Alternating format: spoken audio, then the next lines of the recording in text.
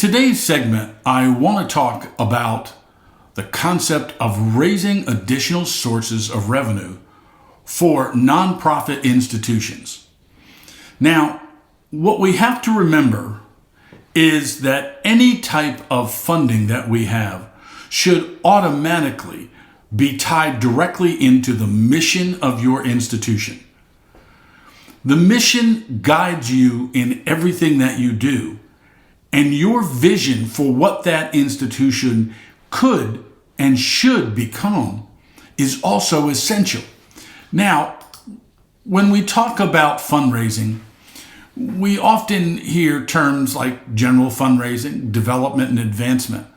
And what you see on the screen there is that fundraising is generally the raising of any type of assets and resources from a variety of sources for the support of an organization. Now, in some schools and organizations, they use things like candy drives, they use subscription drives. Those are very broad and general things that are done. In schools, we talk about the concept of development. That means you're looking at the process by which an organization increases the public understanding of the mission and also getting additional financial support for your school or other type of nonprofit. Now, advancement is a much broader process that brings people to be aware of what your institution is doing and why they should support what you're doing. These programs relate to all constituencies that you have. It also involves not just raising of funds, but also making the public aware, hence the public relations. It also includes government relations. Now, there are important questions to ask. First of all, what is the need of your school or your institution? What is it that you really need? Why should someone support your efforts? And who is your target audience? Those are three essential questions that you need to answer. Now, there are types of campaigns. There's what's called an annual giving campaign and a capital campaign. They have some of the same properties, but they are very different. An annual campaign, or oftentimes referred to as an annual fund, is a giving program that for most schools raises about 10 to 30% of the school's yearly operating budget. That's a huge amount of money. And the contributions to the annual campaign, to the annual fund, are considered unrestricted, meaning that the school or the nonprofit can apply these gifts to any expenses that they need. They are not restricted by the donors.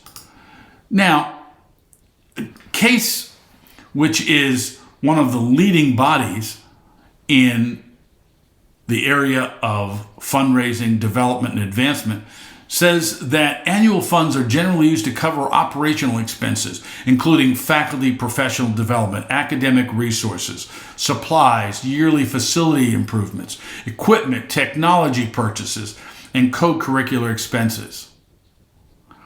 They're also used at times for financial aid and scholarships. Now, on the screen, you'll also see that there are several components of annual funds. There's the appeals. That could be a direct appeal by way of a letter. Some institutions are using emails. It also involves personal solicitations, a one-on-one meeting with potential donors.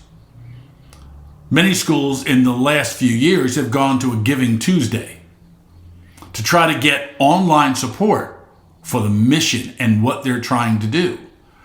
Now, also under annual funds, some institutions have annual auctions, golf tournaments, or major dinners. Those all are unrestricted funds and go into the annual fund itself. Now, a capital campaign is slightly different. Capital campaign is designed for a very specific purpose and covers an extended period of time. With an annual fund, it's just that. It's annual. The donation is for 1 year. Now, when you get into capital campaigns, you're talking more about a 3-year donation. A donation, again, spread out over 3 years. But what's the rationale for even having a capital campaign? Well, it could be the construction or the expansion of your building. It could be the acquisition of property. Could be a major equipment purchase or even an endowment. You have to clearly identify what your needs are. Now, within both an annual and capital campaigns, there's something called a major gifts portion of the campaign. Now, major gifts are significant donor-restricted contributions that support a specific project.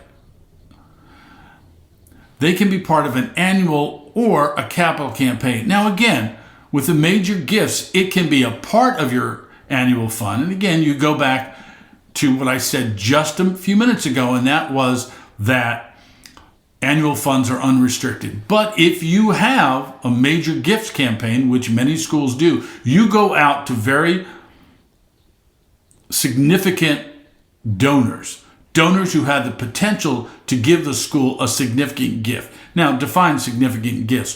For some institutions, that could be a gift of $5,000 or $10,000. For other institutions, that could be a gift of $1 million or more.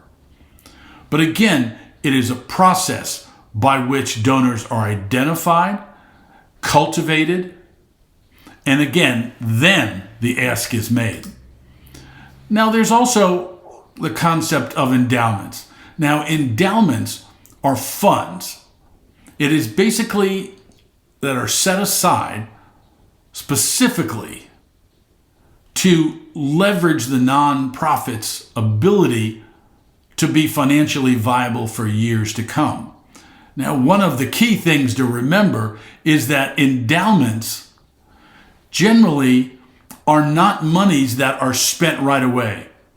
Again, you'll see there the types of endowments. A true endowment, the principal amount can never be spent.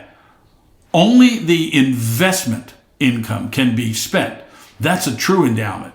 Now, you can have a term endowment where the principal, the money that was donated, can be spent after a predetermined time or date, or if there's a particular event. So, for instance, a donor says, I want to donate $500,000 for maintaining the athletic fields at the school.